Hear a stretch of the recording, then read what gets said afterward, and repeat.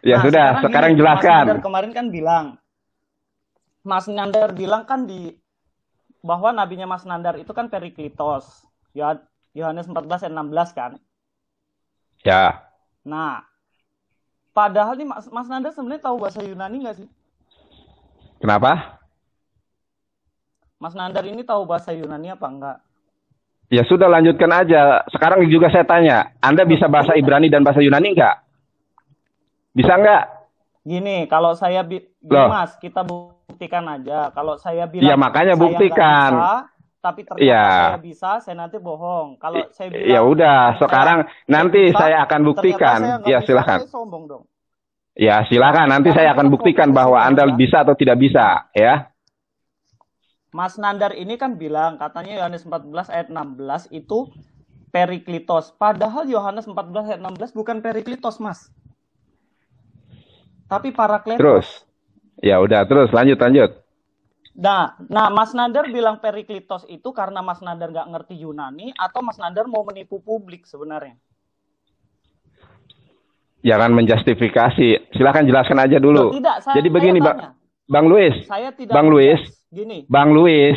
Bang Luis. Jadi Bang Luis paparkan dulu Ya, presentasi sampai selesai. Nanti Bang Nandar silahkan tanggapi. Begitu. Kalau kayak gini nggak efektif. Bang Luis wah, jabarkan oke. apa yang salah dari pemahaman saya, apa yang salah dari apa yang selama ini saya sampaikan. Nah, jabarkan ini salahnya di sini, di sini, sini. Ya, Nanti setelah Bang Luis nih ngomong, gini, izinkan saya berbicara, Mas begitu ya. Nandar, Mas Nandar kemarin kan bilang katanya 14 dan 16 itu Periklitos. Saya jadi pikir gini Mas, sebenarnya Mas Nandar ini tahu Yunani apa enggak? Kalau Mas Nandar tahu Yunani, padahal di bahasa Yunani bahasa aslinya kan Parakletos. Atau sebenarnya Mas Nandar itu tahu tapi sengaja untuk memplesetkan kata Parakletos jadi Periklitos. Nah, jadi saya berpikir begitu, Pak, karena di bahasa aslinya dalam Yohanes 14 ayat 16, yang ini ya, Ya, bahasa aslinya itu parakletos, tidak pernah ditemukan kata periklitos di dalamnya. ya. Terus? Jadi, selama ini Mas Nanda bilang periklitos, periklitos ya berarti itu sebenarnya antara dua itu. Nanti Mas Nanda jelaskan lah. Mas Nandar ini nggak ngerti bahasa Yunani atau Mas Nandar ini sebenarnya sedang memplesetkan kata parakletos jadi periklitos. Karena kan beda kan. Parakletos itu kan sang penghibur, penolong, perantara. Tapi kalau periklitos kan yang terpuji, yang akhirnya nanti kan dikaitkan dengan nama Ahmad begitu kan. Nah, jadi sebenarnya yang mana Mas Nandar? Bahasa aslinya apa menurut Mas Nandar ini? Sudah silahkan jelaskan. Bahasa aslinya parakletos loh Mas ini ayat ini. Yohanes 14 ayat 16 ini. Bukan periklitos loh. Oke. Oke, kita Bang Luis, oke. Pada perdiskusian pada pagi hari ini, ya. Nih, saya lagi berbicara ya. Kita Ya. khusus membahas dan mengidentifikasi siapakah Parakletos atau Periklitos itu. Nah, Bang Luis meluruskan atau menganggap atau menjustifikasi bahwa apa yang selama ini saya sampaikan ketika saya mengatakan los perikletos dinomisu, kata Yesus, aku akan meminta Ahmad kepadamu, ya, he will give you, dan Allah Subhanahu wa taala akan memberikan Ahmad itu kepada kamu. Nah, sebagaimana berkorelasi dengan surat Asyaf, bukan Asap ya. Jadi kayak si Gracia Velo yang lain itu nggak ngerti Al-Quran, masa surat Asyaf dibaca Asap. Asap mah itu, kabut itu ya. Oke, aku bacakan surat Asyaf, bukan surat Asap. Mana ada tuh. Makanya saya tantang Gracia Velo untuk berdebat live seperti ini. Ya. A'udzubillahi minasyaitonirrajim. Ini saya bacakan ini ayatnya, biar nyambung ya. Ya. A'udzubillahi minasyaitonirrajim. Wa idh qala Isa ibnu Maryam ya bani Israila inni rasulullahi ilaikum. Inni rasulullahi ilaikum musaddiqan lima baina yadayya minat Taurah minat Taurati wa mubasysyiram bi rasuli ya'ti min ba'dihi ismuhu Ahmad. Dan ingatlah ketika Isa alaihi salam ya mengatakan kepada Bani Israel, wahai Bani Israel, aku ini adalah utusan Allah kepada kamu, yang membenarkan kitab sebelumku yaitu Taurat, dan memberikan kabar gembira tentang datangnya seorang Rasul yang bernama Ahmad. Halo? Bang Luis? Ya. Nah, Bang, ya. Ya, itu toh. Seorang Rasul, ya oke. Tampilkan di screen juga itu. Siap. Seorang Rasul yang bernama Ahmad. Ya. Nah, dari sinilah setelah saya eksplorasi Bible, ditemukan di dalam Injil Yohanes pasal 14 ayat ke-16 mengenai ya ayat yang berkorelasi dengan surat As-Saff ayat ke-6. Ingat ya, di dalam Al-Qur'an Nabi yang mengatakan Ahmad kepada Nabi Muhammad SAW itu hanya Isa alaihi salam, ya. Sebagaimana surat As-Saff ayat ke-6 yang telah saya tadi bacakan. Nah, Bang Luis mengkritisi saya, ya, bahwa di situ di dalam Injil Yohanes pasal 14 ayat ke-16 itu bukan Periklitos, akan tetapi Parakletos, bukan begitu? Halo? Ya. Karena ya Yohanes 14 ayat 16 ya, tidak ada kata Periklitos, Mas. Ya, kalau betul sekali kata Bang Luis bahwa Parakletos, sebentar. Saya lagi memaparkan ini. Kalau saya dipotong nanti saya lupa lagi. Ya, silakan. Parakletos. Jadi Bang Luis Sinandar telah melakukan kebohongan publik. Kebohongan publik dari mana? Itu yang pertama. Kemudian mengatakan Parakletos sebagai Periklitos. Saya mengatakan Periklitos karena Periklituslah ya yang berkesesuaian dengan Al-Qur'anul Karim. Itu yang pertama. Yang kedua, kalau kita ya menelusuri, mengeksplorasi bagaimana sejarah penulisan Alkitab, Injil Yohanes ditulis oleh Yohanes apa namanya itu, muridnya Yesus atau Yohanes yang lain saja masih belum teridentifikasi. Itu yang kedua. Yang ketiga ya, bahkan Bruce Hilton, profesor doktor perjanjian baru asal Amerika, spesialisasi di bidang ini, mengatakan bahwa Injil Yohanes itu ya baru diketahui penulisnya itu adalah setelah 200 tahun. Bayangkan ya. Jadi kalau kita melihat manuskrip papirus ya mengenai itu Parakletos, sebentar, saya belum selesai. Saya meyakini bahwa ini adalah sebuah terjadi sebuah distorsi. Yang betul adalah Periklitos kemudian dirubah menjadi Parakletos. Karena Al-Quran mengatakan fawailul lillazina yaktubunal kitaba biaidihim tsumma yaquluna hadza min indillah. Kecelakaan besarlah orang-orang yang telah menulis Alkitab dengan tangan mereka sendiri lalu dikatakan ini dari Allah. Wa inna fariqam minhum la yaktumunal haq, dan mereka menyembunyikan kebenaran Nabi Muhammad SAW. Begitu Bang Luis. Jadi terdapat di dalam sebuah Yohanes 14 ayat 16 itu ada kata Periklitos apa enggak, Mas? Itu aja sih. Simpulkanlah. Lah kan berarti Bang Luis tadi tidak mendengar penjelasan saya. Saya dengar. Poinnya yang pertama, menurut Mas Yohanes ini 14 ayat 16 berarti sudah dirubah manusia. Karena penulisannya juga udah nggak jelas gitu kan? Nah, penulisannya itu tidak ada sanad. Makanya kalau saya itu dulu sekolah beberapa semester itu bahas ulumul hadis, jadi ngerti kalau kita korelasikan Alkitab dengan Saya tanyalah, saya sampean, siapa yang merubah tahun berapa di mana? Jawab. Nah, untuk menjawab itu, maka Bang Luis harus tahu kronologis dari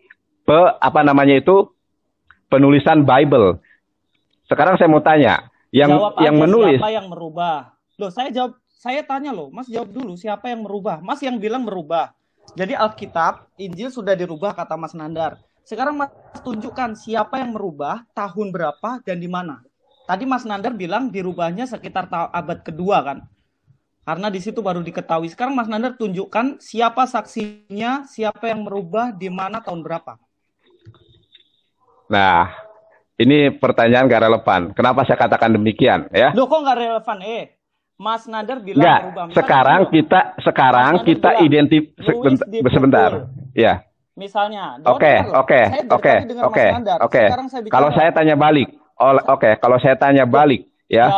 Kalau saya tanya balik, begini saudaraku, Yesus itu kan berkata di dalam bahasa ibunya Aramik, ya, Ibrani atau Aramik, ya. Bahkan kalau kita menelusuri penulisan Injil Yohanes itu adalah ditulis diyakini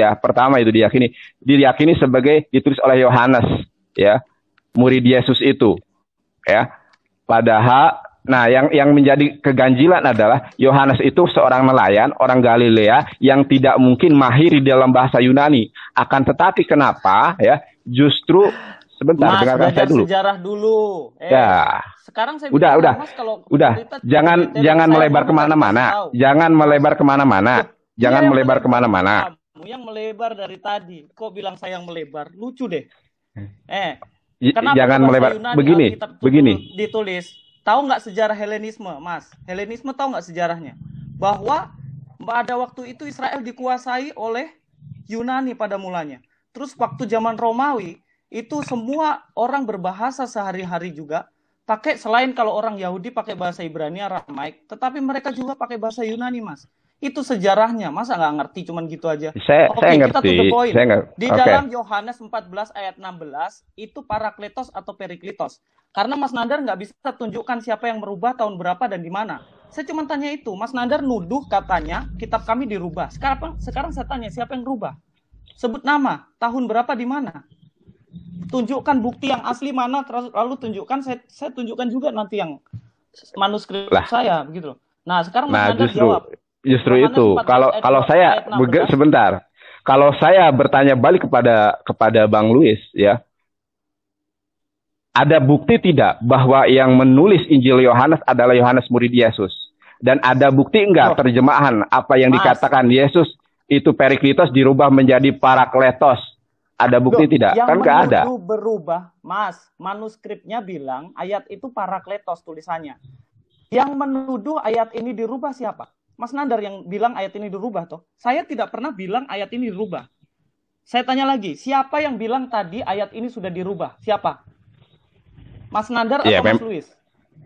Tapi inti permasalahannya adalah kita identifikasi siapa Parakletos itu. Siapa Parakletos itu? Identifikasi. Kalau kita begini loh, Bang Luis, ya. Mas Nandar. Ya. To the point aja, Mas. Yohanes 14 ayat 16 ada nggak kata Periklitos di situ? Nah, kita mau identifikasi bagaimana kalau ternyata manuskrip aslinya itu Parakletos, Mas. Manuskrip asli itu nggak ada, udah hilang, Bang Luis. Yang ada itu kodek-kodek itu. Lah, kodek Sinaiticus, kodek Vaticanus, kodek Bejai, kodek Adrianus itu mengutip dari itu. Kalau naskah aslinya nggak ada, kalau ada minta buktikan. Minta buktikan. Sekarang begini, Bang Luis. Di depan itu, ayo kita baca. Mas Nader bisa bahasa Yunani toh? Kita baca Yohanes 14 ayat 16. Ayo Mas, baca. Halo? Iya, Mas, baca ini Yohanes 14 ayat 16. Ini di sini tidak ada kata Periklitos. Iya, saya udah baca itu. Di situ adalah Parakletos, iya kan? Iya, ayo. Terus mana? Iya, sekarang di situ, Mas tunjukin mana kata Periklitos di situ. Ada nggak? Kan saya tadi sudah menjelaskan, Luis, ya. Sebentar. Sebelum kita identifikasi ke Parakletos, Mas buktikan dulu. Ini di sini buktikan dulu kata Periklitos. Gimana kita mau identifikasi siapa Periklitos sedangkan Mas aja nggak ada buktinya ayat itu bicara Periklitos. Masih paling dihalusinasinya Mas Nandar aja. Buktinya ini nggak ada loh bahasa Yunaninya Periklitos. Saya ajar bahasa Yunani sudah. Kai ego eroteso ton patera. Aku di sini ya. Mas bisa baca sendiri. Aku minta kepada Bapa, patera itu Bapa, bahasa Inggrisnya father toh. Patera, Bapa, dan Alon Parakleton. Alon ini yang lain, Mas. Parakleton itu sang penghibur atau penolong yang lain. Diberikan dosai umin. Umin itu siapa, Mas? Umin di sini. Orang Arab kah Umin di sini, Mas? Umin ini para murid Yesus loh. Sekarang kita ganti aja. Dan aku meminta kepada Bapa supaya memberikan penolong yang lain atau Muhammad yang lain, begitu maksudnya. Diberikan kepadamu, diberikan kepada murid. Nabinya Mas Nandar di sini. Coba dikasih isi di sini. Nabinya Mas Nandar cocok nggak kalimat ini? Ayo Mas. Tadi sudah saya jelaskan di awal ya, kan di situ jelas tertulis ya, kai elon parakleton atau kai elos parakletos ya. Isa alaihissalam akan meminta Ahmad. Oke, memang di situ Luis, memang di situ itu tulisannya adalah parakletos. Akan tetapi kalau kita melihat, mengidentifikasi berdasarkan sejarah penulisan Alkitab yang tidak jelas sanadnya, yang tidak jelas periwayatannya, bahkan Profesor Dr. Bruce Hilton dari Amerika itu ya spesialisasi di bidang perjanjian baru mengatakan yang mana yang dirubah. Sekarang loh, kalau memang sekarang begini, kalau Bang Luis ya meyakini itu parakletos, itu kan hanya mengutip dari kodek-kodek ya. Manuskrip asli itu sudah nggak ada, sudah hilang. Berarti ya. Mas, berarti Mas bertanggung jawab untuk membuktikan mana manuskrip. Mas Nandar bilang itu udah hilang, tapi disuruh membuktikan bagian mana yang dirubah, siapa yang merubah, tahun berapa dirubah, nggak bisa nunjukin. Itu namanya nuduh, Mas. Gini loh, misalnya saya dipukul orang, terus saya bilang yang pukul Mas Nandar, tapi saya ada di Amerika, Mas Nandar di Jakarta. Terus bagaimana cara membuktikan? Oke, begini ya. Oke, begitu. Oke, saya tahu. Sebentar, ya. Nah, untuk membuktikan kita lanjut saja dulu. Nanti saya akan identifikasi sosok Parakletos itu. Bos. Nah, inilah kelemahan Anda. Begini. Sekarang gini. Kenapa? Sebentar. Ya. Ini Muhammad. Nah, saya bicara dong. Nah, kenapa kita bisa mengidentifikasi Parakletos sedangkan ayatnya aja belum clear. Kalau di sini Periklitos, saya mau kita lanjut. Lah di sini Parakletos. Oke ya. Saya sebentar. Ya, Saya meyakini sebentar. Saya meyakini bahwa ayat tersebut sebetulnya adalah Periklitos. Akan tetapi lambat laun setelah 200 tahun ditulis, disalin ulang dengan tidak jelas siapa periwayatannya, maka terjadilah perubahan. Nah, untuk membuktikan bahwa Parakletos yang dimaksud di dalam 14:16 itu Nabi Muhammad SAW, mari kita lanjutkan kepada ayat-ayat yang berbicara mengenai roh kebenaran. Begitu ya, kita identifikasi bersama. Oke, berarti kita simpulkan bahwa tidak pernah ada manuskrip yang menuliskan Periklitos. Karena yang ada saat ini di museum bahkan adalah Parakletos. Betul ya? Jadi nggak betul. Tidak bisa membuktikan Parakletos. Oke. Saya kasih tunjuk dulu sebelum lanjut ke sana. Ya. Betul ya? Mas Nazar tidak bisa menunjukkan. Nggak betul. Teks asli tentang Parakletos. Duh, betul kok katanya tadi bagaimana? Enggak betul. Itu kan hanya kodek, Nah, kodek dengan naskah asli itu berbeda, Luis. Kamu ingin membodohi publik juga. Naskah asli itu sudah hilang. Ini saya tunjukin kodeksnya. Oke. Ini saya tunjukin. Itu kan kodek. Kodek itu salinan, Luis. Kodek itu salinan, bukan naskah asli. Baik. Kamu juga mau membohongi publik. Iya, Mas. Oke, ini saya tunjukin. Itu kan abad ketiga dan abad keempat kodeks ya. Sabar, Mas Nandar tenang dulu. Mas Nandar intinya tidak bisa membuktikan bahwa ada naskah yang mengatakan Periklitos. Gitu kok katanya Periklitos, nggak ada buktinya, Mas. Ini. Itu karena ini sudah dirubah. Karena nggak ada naskah aslinya. Ya, yang rubah siapa? Nggak tahu. Nggak tahu yang rubah siapa. Bilang merubah, nggak tahu yang mana. Yang rubah itu berabad-abad yang lalu, bro. Mana mungkin kita bisa ini. Siapa? Jangankan yang merubah kita identifikasi. Nah, jangankan untuk yang merubah ya. Untuk mengidentifikasi ya naskah asli saja nggak ada. Itu kan kodek. Kodek itu salinan, bro. Naskah asli itu sudah hilang. Tuh, yang kamu, nah itu tuh, ya, itu adalah. Ini tahun berapa, Mas tahu nggak? Nggak lihat aku. Bisa buktikan nggak? Nggak lihat. Kodek Sinaiticus. Ya, nah, aku tahu. Sinaiticus, Vatikanus, kodek. Tertua. Ada nggak yang teks ini lebih tua dari ini yang menulis Periklitos? Ada nggak? Oke, sekarang aku mau tanya balik sih. Ini yang nah, kecil ini. Oke, Nanti begini, saya begini. Lo jawab dulu dong. Mas kan yang bilang katanya dirubah. Ini loh, lebih tua dari ini ada nggak? Di sini Parakleton loh. Ada nggak yang lebih tua dari ini? Punya begini, Mas? Luis. Mas bilang tadi rubah tahun 200 toh. Ini Oke, yang kamu begini, iya yang kamu rubah ya. Bayangkan ya, 200 tahun itu baru teridentifikasi. Penulisannya itu entah kapan. Jadi setelah penyaliban Yesus itu, Yohanes yang dianggap kamu penulis Injil Yohanes itu usianya sudah berapa? Ya, mana mungkin ya? Oke. Makanya sekarang saya tanya kamu. Sekarang saya tanya dulu. Ya, itu kan kodek. Kamu kan nggak bisa nunjukin naskah aslinya.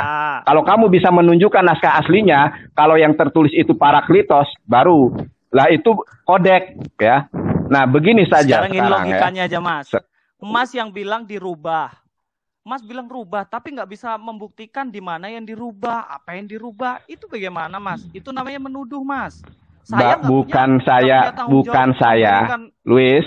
Bukan saya yang membuktikan, Mas. Mas Luis, yang menuduh, Mas yang membuktikan. Sabar, Luis, jangan emosi. Mas, Luis, bukan emosi. Memang cara ngomong saya gini, Mas Nandar bisa dengar saya ngomong nggak? Saya sudah kasih Mas Nandar ngomong toh.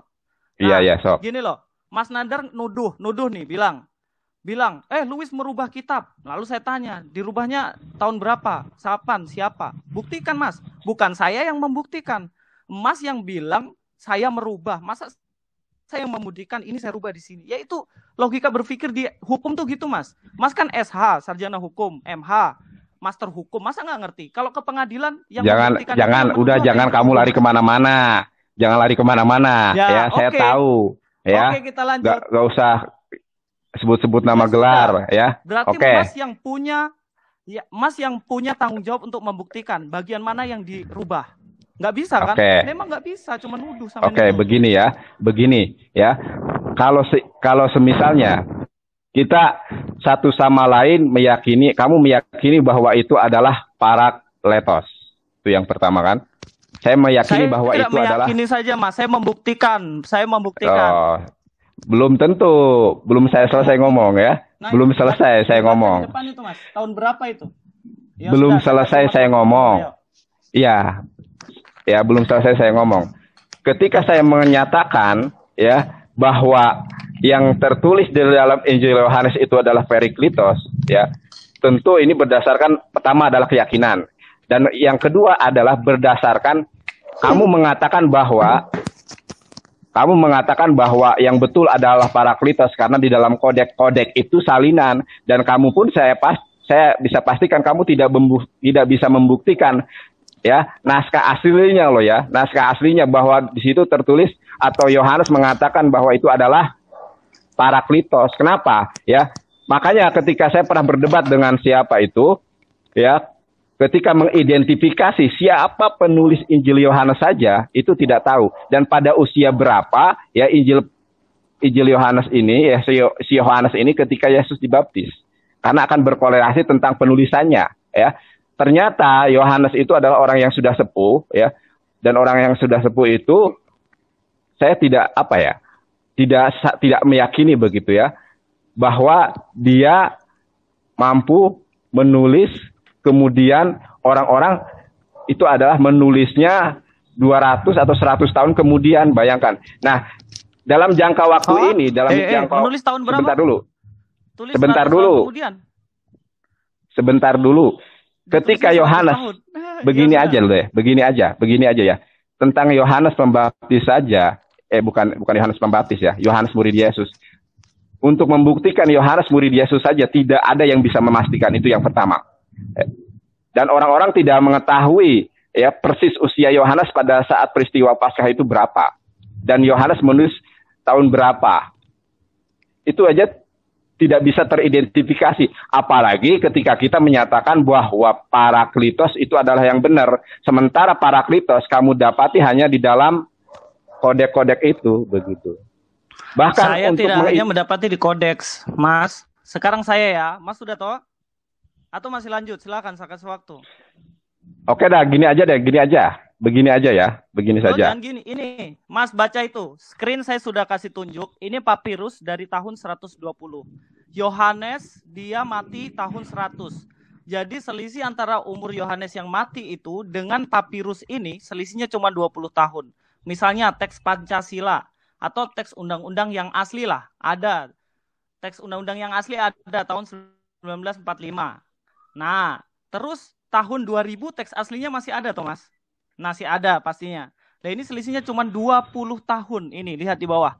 Papirus 66 120 Masehi, tertulis di sini yang saya kasih garis merah, Parakletos, bukan Periklitos. Ada naskah Mas yang lebih tua nggak? Ini dekat sama Yohanes loh.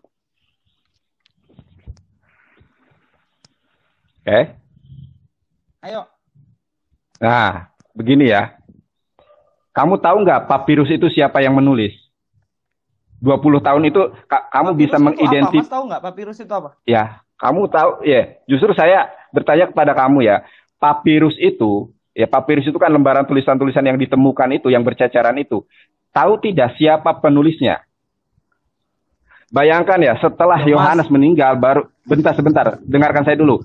Setelah Yohanes meninggal, itu ditemukan sebuah papirus yang tidak teridentifikasi siapa penulisnya, siapa yang bilang, siapa yang menulis. Itu nggak teridentifikasi. Mana mungkin 20 tahun loh ya, cukup waktu yang tidak sebentar itu. Muridnya Yohanes masih hidup, murid Petrus masih hidup, semua di situ. Kalau itu dirubah, murid-muridnya mereka, para murid itu pasti mau tegur itu. Sampai sekarang murid-murid dari para rasul ada. Itu tergabung dalam kelompok ortodoks. Salah satunya itu Pak Bambang. Pak Bambang Nursena itu punya guru, dia masih salah satu penerus ajaran rasul. Nah sekarang Mas Nadar punya bukti apa? Kalau tidak ada bukti, kita tutup di sini. Kita cari identifikasi. Itu.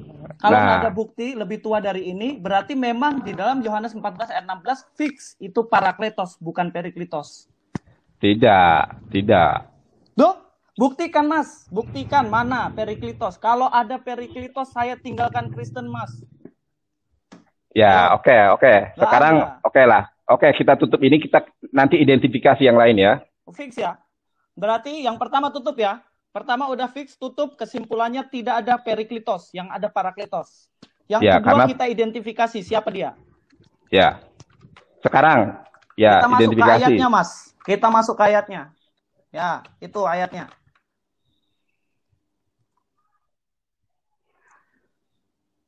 Yohanes 14 ayat 16.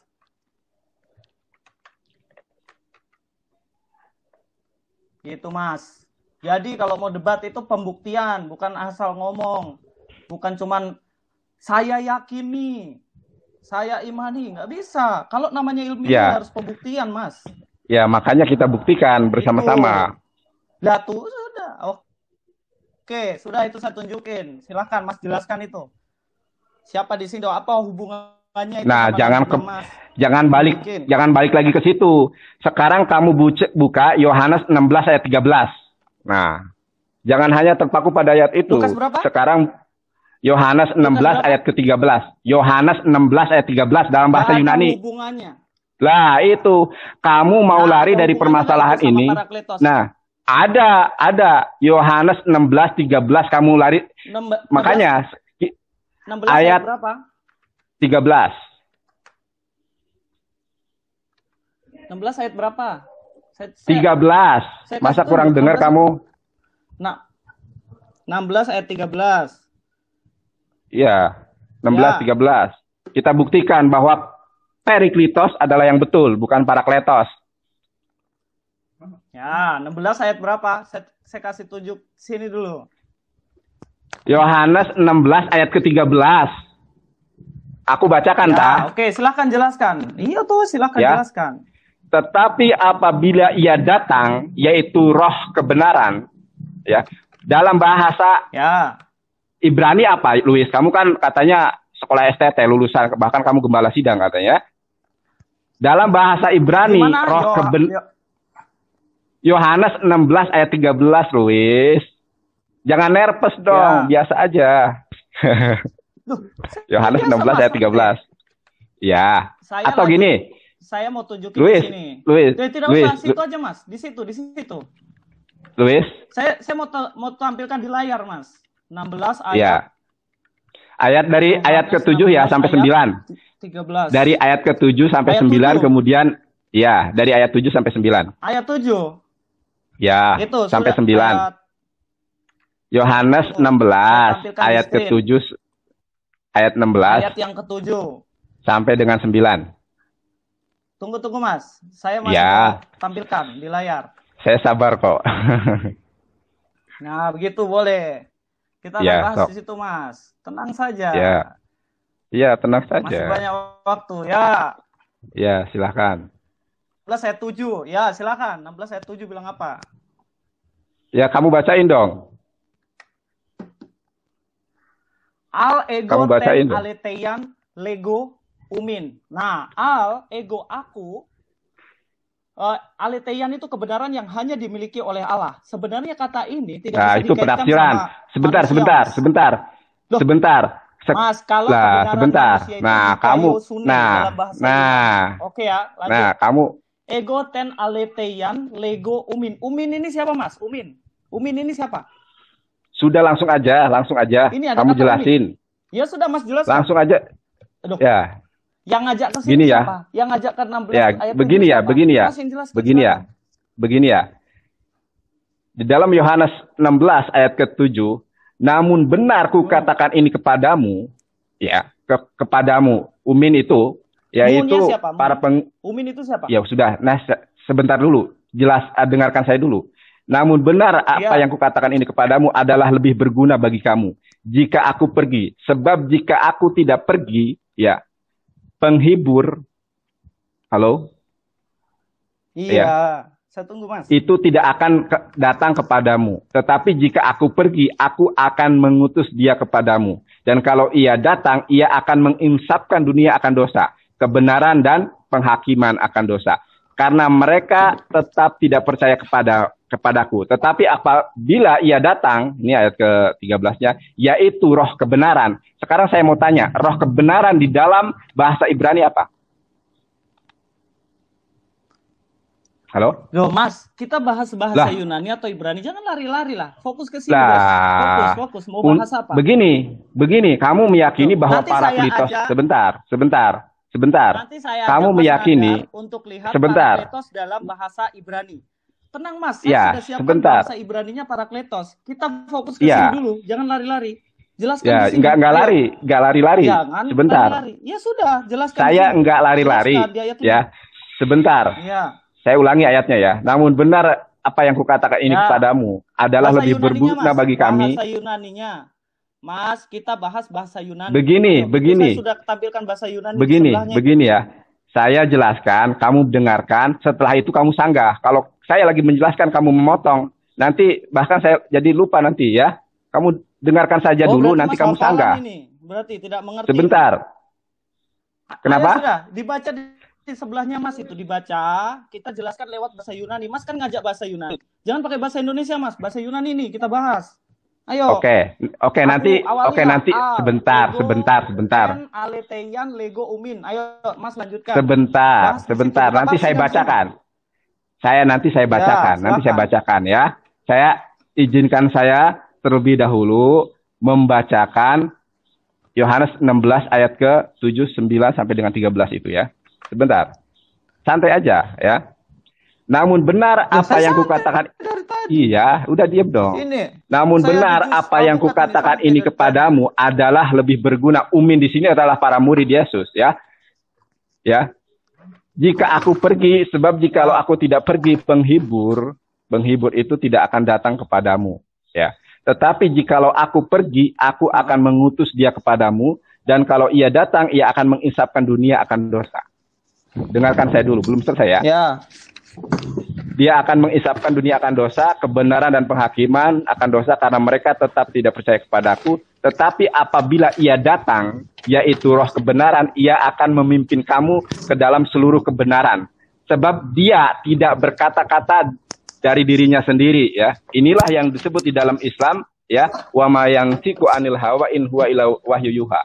Nabi Muhammad SAW itu berkata itu bukan berdasarkan hawa nafsunya, akan tetapi sebagaimana di dalam Yohanes 16:13 itu ya. Tetapi apabila ia datang, yaitu roh kebenaran, ia akan memimpin kamu ke dalam seluruh kebenaran. Sebab ia tidak akan berkata-kata dari dirinya sendiri. Tetapi segala yang didengarnya itulah yang akan dikatakannya. Dan ia akan memberitakan kepadamu hal-hal yang akan datang. Nah, ini ya. Coba kita fokus kepada fungsi dan peran Roh Kudus. Sebentar. Kita fokus ya. Peran Roh Kudus apa, Mas? Ya, Roh Kudus yang kamu maksud itu ya. Akan tetapi saya meyakini bahwa ini adalah Nabi Muhammad SAW begitu. Kenapa? Ya. Dan kalau ia datang, sebentar. Dan kalau ia datang, ia akan menginsafkan dunia akan dosa. Coba kamu perhatikan, menginsafkan dunia akan dosa. Apa sih yang dimaksud dengan menginsafkan dunia akan dosa? Ya, apakah Roh Kudus itu dapat menggenapi ayat ini? Tidak mungkin. Nah, tetapi apabila ia datang, yaitu Roh kebenaran, ia akan memimpin kamu ke dalam seluruh kebenaran. Memimpin kamu, ya, yaitu para pengikut Isa alaihissalam, memimpin kepada kebenaran. Pengikut ya. Siapa? Pengikut yang mana? Pengikut Nabi Isa alaihissalam. Sebab dia tidak akan berkata. Sebab dia tidak akan berkata dari dirinya sendiri ya, tetapi apa yang dia sampaikan, apa yang dia katakan adalah apa yang dia dengarnya, begitu kan. Dan ini tidak mungkin tergenapi ya oleh sosok Roh Kudus, oleh sosok Roh, begitu. Karena kenapa? Karena tidak mungkin itu ya, dengarkan baik-baik. Karena tidak mungkin Nabi Isa alaihissalam ya menubuatkan sesuatu yang eksistensinya telah ada sebelum disampaikan oleh Isa ini dalam ayat ini ya. Ngapain menubuatkan sesuatu yang telah ada eksistensi sebelumnya? Ya. Oke, Roh sudah. Kudus, Roh Kudus, Roh Allah itu sudah ada dari sejak zaman perjanjian baru, perjanjian lama, mohon maaf. Oke, sudah. Ganti saya. Ya, sekarang kita identifikasi. Iya, mari kita identifikasi, Mas. Iya. Saya senang, tapi kayaknya Mas Nandar ini tidak tahu bahasa Yunani, jadi saya pakai kutipan bahasa Indonesia saja. Ya, bukan tidak mengerti ya. Saya lagi belajar, saya tidak mengatakan ahli loh ya. Justru saya mengatakan bertanya kepada Anda itu, ya, karena ingin belajar begitu kan. Ya kan saya sudah ajak untuk bahasa Yunani. Atau kita bahasa Yunani aja ya. Oke, sekarang kita lihat. Sudah bahasa Indonesia aja supaya gampang. Kan Mas Nandar sudah ngomong. Jadi intinya bahwa di situ adalah di Yohanes 16 ayat 7 itu kan nabinya Mas Nandar intinya kan. Karena menginsafkan banyak orang dan lain sebagainya. 16 ayat 7. Kita akan identifikasi sini, Mas. Saya kasih tunjuk slide-nya. Kita lihat siapa. Sabar, Mas, loading. Itu ayat 7. Bahasa Indonesia aja ya. Nanti kalau saya bahasa Yunani bingung, Mas. Namun benar yang aku katakan ini kepadamu adalah lebih berguna bagi kamu jika aku pergi. Kamu di sini siapa? Murid-muridnya Yesus. Benar nggak? Murid-murid Yesus. Ya. Jadi Yesus ini berjanji sama muridnya Yesus. Aku pergi, maka aku akan mengutus itulah Roh Kudus. Dikatakan sebab jikalau aku tidak pergi, penghibur itu tidak akan datang kepadamu. Kepada siapa? Kepada murid-murid. Tetapi jikalau aku pergi, aku akan mengutus dia kepadamu. Dan kalau ia datang, ia akan menginsafkan dunia akan dosa, kebenaran, dan penghakiman. Nah, saya tanya Mas, nabinya Mas Nandar datang ketemu muridnya Yesus nggak? Nah, oke. Saya jawab ya. Oke, saya jawab ya. Ya, ketemu nggak? Ya, sebentar, saya jawab dulu. Jadi memang pada saat Yesus mengatakan yang di hadapannya itu adalah para murid ya. Akan tetapi ya, ucapan Nabi Isa alaihissalam ini bukan hanya untuk dimaksudkan kepada para murid. Kenapa? Buktinya keyakinan eksistensi Roh Kudus itu tidak hanya diyakini oleh para murid, akan tetapi diyakini oleh orang-orang Kristen sebagai penghibur, sebagai pemimpin, dan lain sebagainya. Ya. Jadi, iya. Ya. Ini untuk semua. Intinya kan, Dia harus, jadi gini Mas, intinya berarti yang Ya, dijanjikan ini harus ketemu murid Yesus, tetapi juga ketemu semua orang yang percaya kepada Yesus, kan gitu kan. Tapi kalau nabinya Mas Nandar kan tidak ketemu sama murid-murid Yesus, kalau memang betul dia yang menginsafkan banyak orang. Tapi kan janji Yesus ini tidak tergenapi sampai sekarang. Karena apa? Ternyata yang dijanjikan nggak ketemu sama murid-murid Yesus, benar nggak? bukan. Salah kamu Nggak, penafsirannya. kok bukan. Oh, logikanya sudah jelas kok itu. Sekarang logikanya begini ya. Begini loh ya. Sekarang Ya, ayo. sekarang kamu Mu di sekarang situ kamu siapa mu? oke, begini saya tanya balik. Kalau kamu meyakini bahwa Parakletos yang di sini adalah Roh Kudus, sekarang saya mau tanya, Roh Kudus menggenapi enggak fungsi-fungsi di dalam Yohanes 14, di dalam Yohanes apa namanya ini 16 ayat ke-7 sampai dengan 13 itu? Menggenapi atau tidak? Mas, menggenapi Menggenapi, itu nanti menggenapi. Begini, oke. penggenapan Ya, penggenapan nanti kita bahas di terakhir di ending. Kita 3 materi kita identifikasi, setelah ini baru kita akan genapi, kita akan lihat penggenapan tentang Roh Kudus di Alkitab dan penggenapan tentang Roh Kudus di Al-Qur'annya, Mas. Gimana? Sebelum masuk ke penggenapan kita identifikasi dulu. Penghibur ini yang diutus Yesus itu pasti ketemu sama murid Yesus. Nah, ini permasalahan teorinya Mas Nandar itu, Mas Nandar punya nabi tidak ketemu murid Yesus itu loh. Karena di sini dibilang kamu loh, Umin. Umin kamu. nah, Ini bahasa Yunaninya Umin. Kita nanti kalau mau Mas kita bahas Parakletos dalam bahasa Ibrani nanti. Sedikit lagi. Nah, sekarang ini dari ini aja Mas Nandar sudah tidak ngerti. Umin itu murid Yesus. Dibilang kok saya ngerti, nabinya saya Mas ngerti. Nandar. Ya sudah, berarti di sini dijanjikan kepada siapa, Mas? Saya tanya lagi, kepada muridnya Yesus atau bukan? Begini loh ya. Ketika Yesus mengatakan jawab dulu, itu, kepada murid iya, Yesus atau bukan? iya. Dengarkan saya dulu, ya. Nubuatan Yesua Hamasya ini kan dikatakan kepada murid, ya. Tidak serta-merta, ya, bahwa itu sebentar dulu. Tidak serta-merta bahwa apa itu namanya ini disampaikan harus tergenapi oleh para murid Yesus. Akan tetapi adalah kepada para pengikut Isa alaihissalam. Begitu. Karena kalau kita melihat, ya. Kita baca lagi di selanjutnya ini. Ya, karena para Halo? Kita baca ayat 9, Mas. Ya. Ya, kita baca ayat 9. Akan dosa karena mereka tetap tidak percaya kepadaku, akan kebenaran karena aku pergi kepada Bapa dan kamu tidak melihat aku. Yesus pergi kepada Bapa. Ajaran Mas kan Yesus tidak sampai di surga toh, cuma di awan-awan toh, di langit toh. Tapi ini pergi kepada Bapa loh. Bapa tempatnya di surga ini kalau dalam sudah jangan melebar kemana-mana. Surga, jangan melebar kemana-mana. Kan kita identifikasi. Tidak lebar. Ini loh. Karena aku pergi kepada Bapa dan kamu tidak melihat aku. Yesus pergi ke surga, ke tempat Bapa. Kalau kita lihat konteksnya, Yesus menjanjikan, aku pergi dulu ya, aku sediakan tempat bagi kalian. Kalau sudah ada tempatnya, aku datang. Ya sudah, lanjut. Gitu nanti loh. Saya sanggah. Ya, saya lanjut. Ya. Saya lanjut. Nah, di sini yaitu roh kebenaran, ia akan memimpin kamu ke seluruh kebenaran. Kebenaran apa?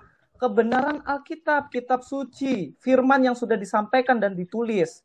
Nah, di situ adalah grafe. Paham ya, Mas ya? Firman logos itu masuk ke ensarke dan engrafe. Ensarke itu masuk dalam diri manusia menjadi Yesus. Allah berinkarnasi. Tapi firman itu jadi engrafe, masuk ke dalam tulisan. Di mana Roh Kudus menuntun para murid untuk menulis kitab ini. Kan Mas tanya tadi, bisa nggak Roh Kudus itu menggenapi ini? Mengerti kebenaran. Roh Kudus yang tuntun para murid untuk menulis kitab-kitab ini, Mas. Nah, itulah karya Roh Kudus yang tidak bisa dilakukan oleh nabinya Mas Nandar, begitu loh. Di dalam Alkitab. Nah, jelas di sini bahwa yang dibilang di sini adalah Roh Kudus, Mas. Di ayat 14, ia akan memuliakan aku. Nah, menurut Mas Nandar, Yesus itu mulia nggak? Kenapa? Mulia, doksa. Ia akan memuliakan aku. Jadi Yesus itu dimuliakan loh sama Roh Kudus ini. Tapi kan kalian menghina Yesus. Tidak sebab pernah ia akan memberikan kepadamu yang diterima daripadaku. Nggak tahu kalau Mas Nandar, tapi di banyak video saya kan dibilang, Yesus disalib beginilah. Dipenteng kolor lah. Nah, itu. Tapi di sini ia akan memuliakan aku. Sebab ia akan memberitakan kepadamu apa yang diterimanya daripadaku, daripadaku loh, bukan Allah Bapa loh, yang diterimanya daripada Yesus. Sebab segala sesuatu Bapa punya adalah aku punya. Sebab itu aku berkata, ia akan memberikan kepadamu apa yang diterimanya daripadaku. Yang ngutus Roh Kudus itu Yesus. Sekarang saya tanya Mas, nabinya Mas Nandar siapa yang ngutus? Oke, sekarang saya jelaskan. Ya. Oke. Iya, udah dengar pertanyaan. Kan saya yang jelaskan. Iya, makanya kamu tiada Tuhan selain Allah. Iya. Dan Muhammad adalah utusan Allah. Tapi kalau Mas Nandar pegang Yohanes 16 ayat 7 sampai 15, yang ngutus Periklitos ini, Roh Kudus ini Yesus, bukan Allah saja. Yesus dan Allah mengutus Roh Kudus. Oke, saya rasa cukup saya. Silakan Mas Nandar ngomong. Sebentar ya. Sebentar. Nah, ketika Yesus mengatakan bahwa akan datang seorang roh kebenaran, bisa kita melihat bahwa Roh Kudus itu ya, kalau di dalam bahasa, di dalam Taurat ada nggak? Di dalam kitab Kejadian, Keluaran, Imamat, Bilangan, Ulangan, menurut kamu ada nggak? Apa itu, Mas? Roh Kudus. Ada tidak? Pernah tercantum nggak di dalam kitab Taurat? Ada. Kitab Taurat apa namanya? Ada. Iya, apa namanya? Roh Kudus, Mas. Iya, Roh Kudus. Di dalam bahasa Ibrani kan, ya Roh Hakodes, ya kan? Nah, di dalam kitab Taurat ada nggak Roh Kudus? Di dalam Taurat, di dalam Taurat ada nggak, di dalam kitab Ulangan, Bilangan tentang berbicara tentang Roh Kudus? Ada nggak? Ada dong, ada. Ya, coba tunjukkan. Oke, saya tunjukkan ya. Ya, silakan. Roh Kudus itu banyak banget, Mas. Tunggu saya tampilkan supaya netizen tahu. Ya, silakan. Tunggu ya, ini sambil silakan. karena saking lamanya, silakan. jadi ini sudah mau habis baterai. Sabar.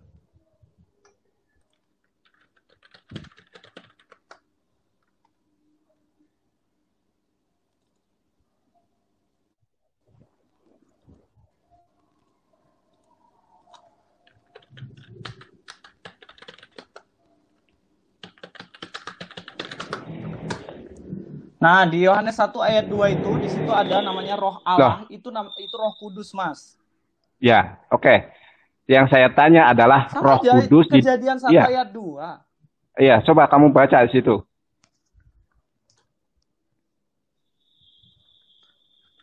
Loh, sekarang justru saya harus tanya, Mas Nandar ini percaya roh kah? Bukannya zat? Enggak. Sekarang kan sesi kedua ini kita identifikasi.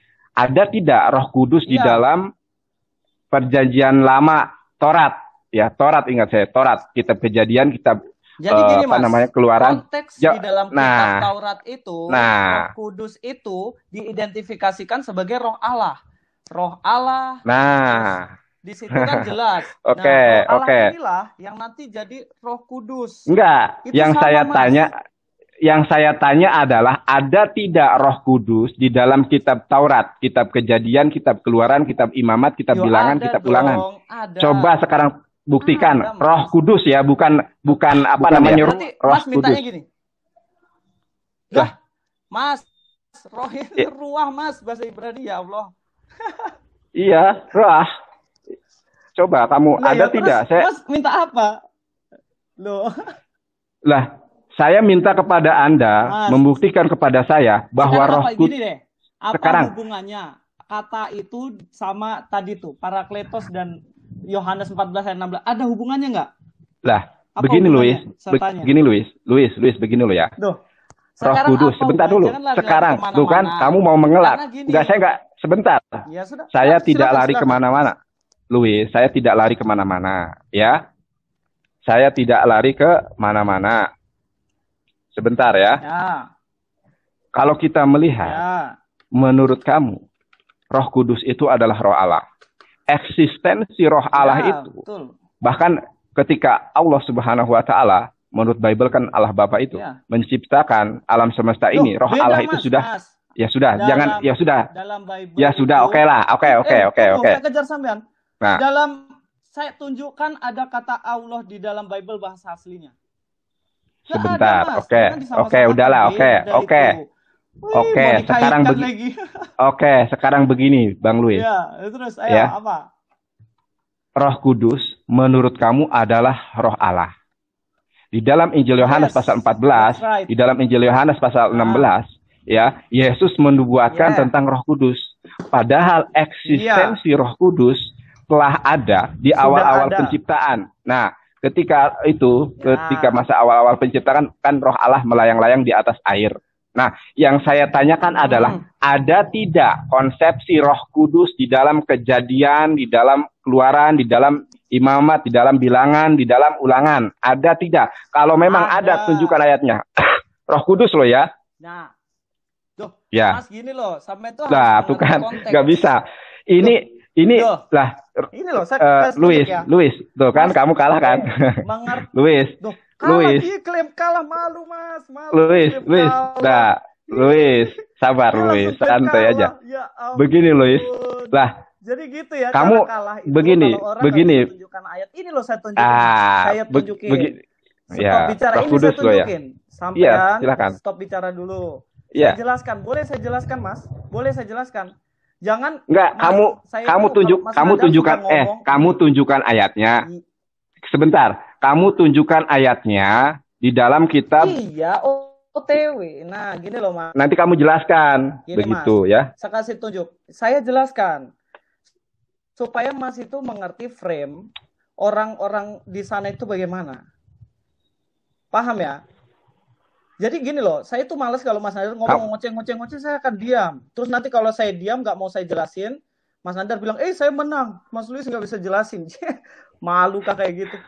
Itu. Oke. Dalam 1 Samuel 16 ayat 14, saya jelaskan ya. Saya lihat Mas Nadar ini suka klaim menang. Sudah disikat sama Pak Saifuddin Ibrahim di channelnya tetap bilang menang. 1 Samuel disikat dari mana? 14. Disikat dari mana? Tetapi kau baca itu. Tetapi Roh Tuhan telah mundur daripada Saul. Roh Tuhan itulah Roh Kudus, Mas Nandar. Nah, jadi itu kan tafsiran. Bisa Mas Nandar bilang. Nah, tafsiran. Loh, kok tafsiran? Begini loh ya. Oke, saya jawab loh ya. Kamu, oke, saya jawab Luis. Kamu mengatakan ketika Yesus menubuatkan, sebentar dulu. Sebentar. Boleh saya selesaikan dulu? Boleh saya selesaikan sebentar. Dulu? Oke, kamu selesaikan. Tadi kan kamu nanya ke saya, makanya saya jawab sekarang. Sekarang kamu jelaskan, sok. Tetapi Roh Tuhan dalam konteks perjanjian lama itu adalah Roh Kudus, Mas. Nah, ya, ini juga muncul di berbagai tempat, nggak cuma di sini. Ada di Kejadian 1, dan juga ada di tempat lain, banyak banget. Coba begini, saya Tuhan dan sebagainya, Luis, banyak banget. Luis. Loh, nah, saya lagi ngomong. Oke. Kenapa kok Yesus menjanjikan Roh Kudus itu? Karena pada perjanjian lama Roh Allah itu tidak tinggal tetap dalam diri para murid Yesus, para manusia, tidak. Karena apa? Karena dosa, Mas Nandar. Karena dosa, makanya terpisah. Itulah kenapa bait Allah itu ada ruang Maha Kudus, ada ruang kudus, dan lain sebagainya. Para imam itu kalau mau memberikan korban bakaran, diikat kakinya. Kalau mati di dalam, ditarik, Mas. Nah, karena hal ini, kenapa? Karena Roh Allah tidak bisa tinggal terus-menerus dalam diri manusia, karena manusia berdosa, Mas. Itulah kenapa di dalam Matius pasal 27 ayat 51, dan lihatlah, tabir bait suci terbelah 2 dari atas sampai ke bawah, dan terjadilah gempa bumi dan bukit-bukit batu terbelah. Ini simbolis apa, Mas? Bahwa ruang Maha Kudus sudah terbelah pemisahnya ini. Dan saat ini Roh Allah sudah bisa tinggal di para murid untuk seterusnya. Itulah kenapa ada nubuatan Yohanes 14 ayat 16. Yang begini mana mengerti, Mas Nandar? Mas Nandar mengertinya kan cuma kata, Roh Kudus di PL apa? Ngerti konteksnya, Mas. Semua teks itu begini, ada konteksnya. Begini, nah, sekarang jelaskan, apa ini makna dari Matius 27 ayat 51? Apa hubungannya sama Roh Kudus? Paham nggak ini? Saya jawab. Saya jawab ya. Yohanes 4 ayat 23. Lo tunggu. Ini dulu. Ya, masih sudah, belum selesai. Sudah. Yohanes 4 silakan ayat kamu 23. Lanjut. Tetapi saatnya akan datang dan sudah tiba sekarang bahwa penyembah-penyembah benar akan menyembah Bapa dalam roh dan kebenaran, sebab Bapa menghendaki penyembah-penyembah demikian. Dulu orang Israel menyembah di Yerusalem, orang Samaria di gunung-gunung, tetapi sekarang menyembah dalam roh dan kebenaran. Kenapa? Roh Kudus ada dalam diri manusia. Bait Allah bukan Nah, lagi di Yerusalem, tapi bait Allah dalam nah, Indonesia sendiri. oke, Itu kalau oke, Mas Nandar baca Alkitab lengkap. oke. Kalau teman-teman Nah, petak-petak oke, sepotong-potong oke, ya gitu. oke, Nah, sekarang kita oke. identifikasi. Sudah lama ini, Ya, sudah 1 jam lebih. nah Tapi kalau Mas sekarang Nandar mau nggak apa-apa. terus, Justru silahkan saya kasih waktu.